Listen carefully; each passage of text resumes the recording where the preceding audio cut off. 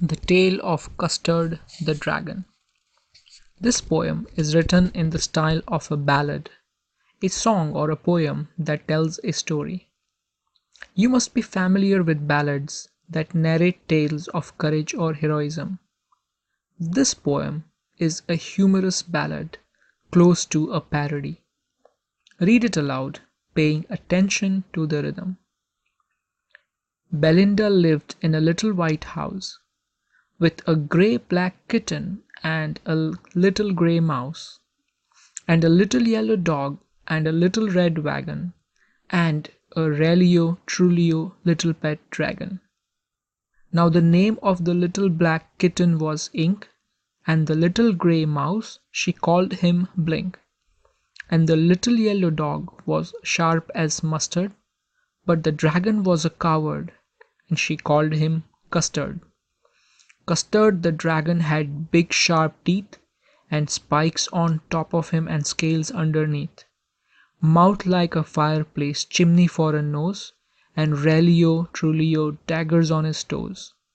Belinda was as brave as a barrel full of bears, and Ink and Blink chased lions down the stairs. Mustard was as brave as a tiger in a rage, but Custard cried for a nice safe cage. Belinda tickled him, she tickled him unmerciful. Ink, Blink, and Mustard, they rudely called him Percival. They all sat laughing in the little red wagon at the Relio Trulio cowardly dragon.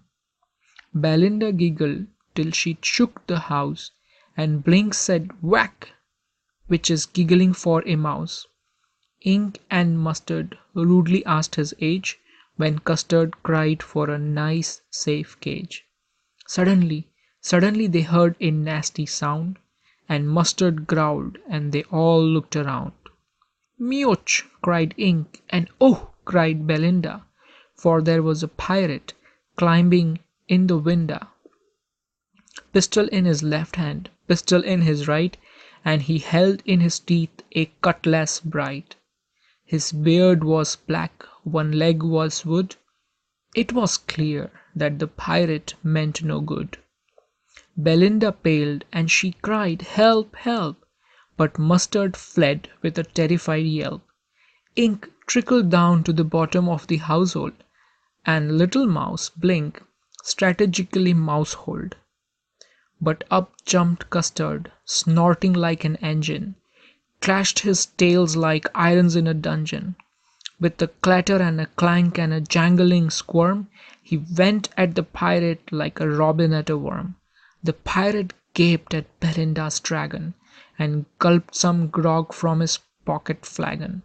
He fired 2 bullets, but they didn't hit, and Custard gobbled him every bit.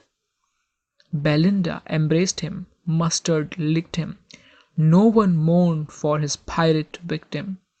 Ink and Blink in a glee did gyrate around the dragon that ate the pirate. But presently up spoke little dog Mustard.